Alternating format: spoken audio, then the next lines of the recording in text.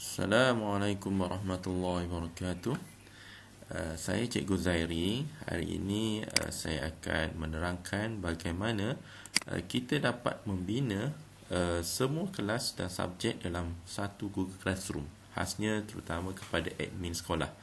Sebelum itu saya minta kepada cikgu klik pada subscribe dan tekan butang loceng sebagai menyokong pembinaan sistem ini. Okey, baiklah cikgu. Langkah pertama, saya akan tunjukkan dahulu contoh bagaimana penggunaan Google Classroom boleh guna pakai dalam sebuah kelas, dalam sebuah sekolah.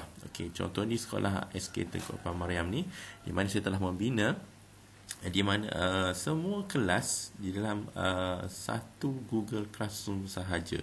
Kalau cikgu lihat di sini, ada kelas tu melatih, ada tahun 2, tahun 3, tahun 4, tahun 5 dan tahun 6. Dan dalam setiap kelas tu terdapat semua subjek. Contohnya kalau kita lihat di sini, tahun 6, kita lihat di classwork. Okey, cikgu akan dapat lihat di sini ada semua subjek yang kita dapat bina dalam satu kelas sahaja. Maknanya cikgu hanya perlu bina create assignment di dalam satu kelas sahaja mengikut subjek-subjek yang telah kita sediakan. Okey, baiklah cikgu, kita tengok bagaimana bagaimana kita nak setting penggunaan Google Classroom ni untuk satu kelas dan semua subjek dalam satu kelas. Okey, kalau kita lihat di sini cikgu, banyak kelebihan kalau kita bina di sini, di mana kita tidak perlu memerlukan penggunaan grup yang banyak. Hanya cukup sekadar satu grup. Kalau dalam WhatsApp pun kita lihat banyak penggunaan subjek-subjek dalam satu grup. Jadi akan menyukarkan para guru untuk menyemak tugasan, melihat assignment yang telah siap oleh murid. Okey, untuk itu cikgu, kalau cikgu lihat di sini, semua adalah subjek-subjek yang telah kita bahagikan kepada setiap guru. Maknanya guru-guru dalam bahagian people ni, kita akan lihat semua cikgu yang terlibat dalam kelas 6 melatih ni akan berada di sini, dan begitu juga studentnya akan berada di kelas 6 melatih.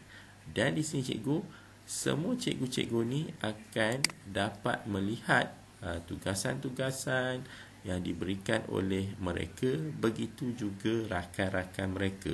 Dan sekiranya mereka ingin membantu membina soalan kepada rakan-rakan mereka pun boleh juga cikgu. Okey, kalau kita lihat di sini, pendidikan seni, ada nama di cikgu dia, muzik, fikir, dan di sini cikgu, kelebihan cikgu, murid-murid dapat melihat bahagian subjek-subjek ataupun cikgu-cikgu mereka sendiri. Maksudnya dalam kelas ni, murid-murid akan lihat subjek seni, muzik, fikir, semua subjek yang telah guru-guru berikan kerja ataupun tugasan. Dengan itu, mereka senang untuk lihat kerja-kerja dan tugasan oleh mereka, oleh cikgu mereka lah.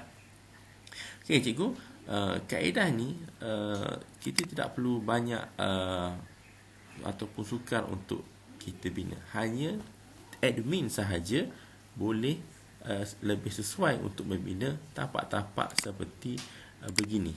Okey, kemudian admin akan add-kan semua guru-guru ataupun guru yang terlibat di dalam kelas itu sahaja.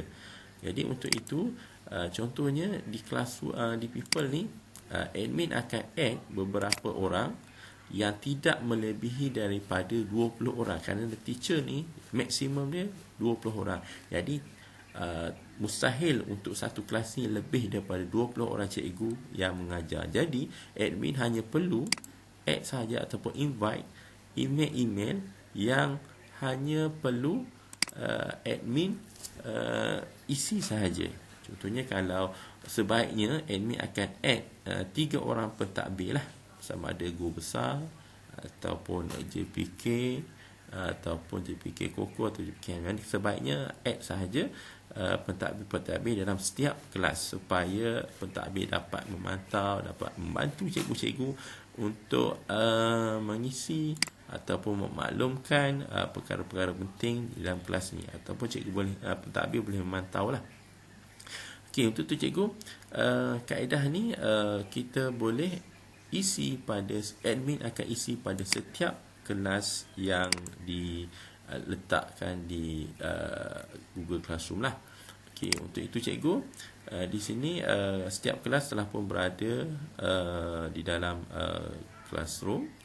Okey, jadi untuk itu cikgu, kita akan lihat bagaimana untuk memberi atau menyediakan tugasan atau menyediakan subjek-subjek begini. Okey, untuk begini cikgu akan lihat subjek-subjek bagaimana nak membuatnya. Okey, di situ kita admin ataupun sesiapa saja dalam subjek ni boleh create kan. Maknanya kaedah create topik. Kita akan menggunakan kaedah create topik. Maksudnya topik ni kita gunakan sebagai subjek. Okey, kalau dalam ni cikgu akan lihat ni sejarah matematik semua-semua ni, ada katakanlah ada satu subjek yang tidak ada dalam ini. Sama ada cikgu sendiri ataupun admin boleh bina. Okey, contohnya kita akan binakan subjek, contohlah subjek lain ataupun subjek lainlah, contohlah lain-lain. Okey, kawan sini sains BI sini. Okey, lain-lain. Okey, ini contoh. Kita add sahaja. Okey, cikgu akan lihat di sini akan ada satu subjek lain-lain. Okey, sekiranya dalam ni tidak ada subjek yang belum ada, boleh isilah di sini. Okey, dari sini cikgu akan mula membina assignment, okey, mengikut subjek-subjek yang terdapat dalam ni. Okey, langkah pertama cikgu akan pilih di sini topik. Topik ni adalah merujuk kepada subjek. Okey, pilih saja subjek. Okey, kemudian kelas mana? Kalau cikgu nak gunakan pelbagai kelas, cikgu boleh klik lah. Okey, title contohnya perkara penting. Okey, ataupun subjek cikgu lah. Kalau cikgu ajar subjek matematik, isi matematik. Ni contoh lain-lain lah. Okey, sila jawab soalan berikut. Maknanya sini cikgu akan add lah. Add sama ada YouTube ke, Google Drive ke. Okey, contoh kita akan gunakan satu dahulu. Okey, tak apa, ini cikgu boleh buat kemudian. Jadi untuk tu cikgu perlu hanya isi saja item dan assign sahaja. Sama cikgu nak assign kepada kelas mana-mana, cikgu boleh assign. Sekarang saya akan cuba assign kelas 4 mawar. Okey, 4 mawar ataupun 1 melati. Okey, kemudian saya pun assign. Bila assign, okey, dia akan masuk kepada topik-topik ataupun subjek kelas 4 mawar tadi.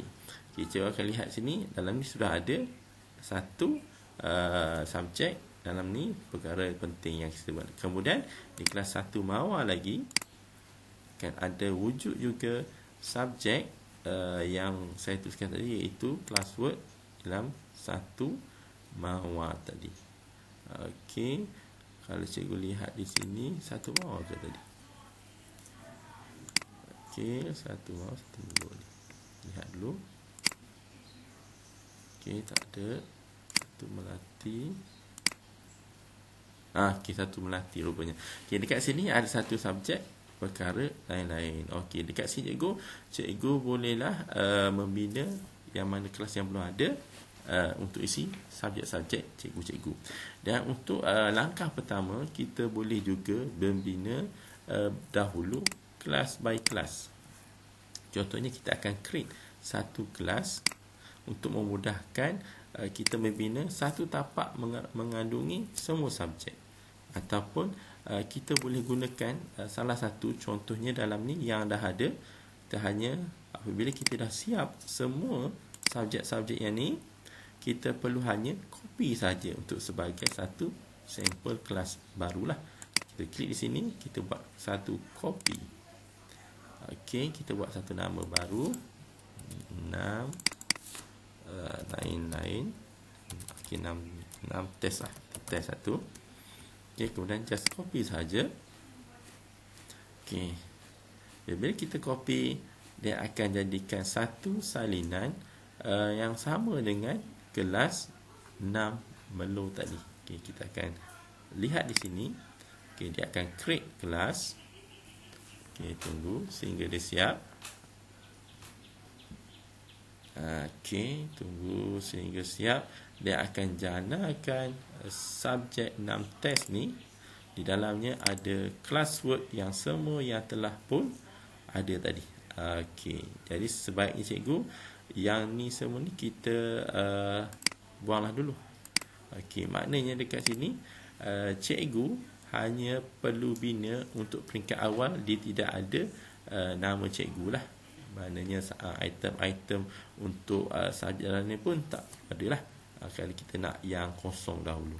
Okey, jadi untuk itu cikgu boleh test buat satu sampel, satu kelas, kemudian cikgu hanya make a copy dan renamekan. Jadi terus masukkan ID murid-murid dan ID guru. Okey, sekian saja dari saya. Assalamualaikum warahmatullahi wabarakatuh.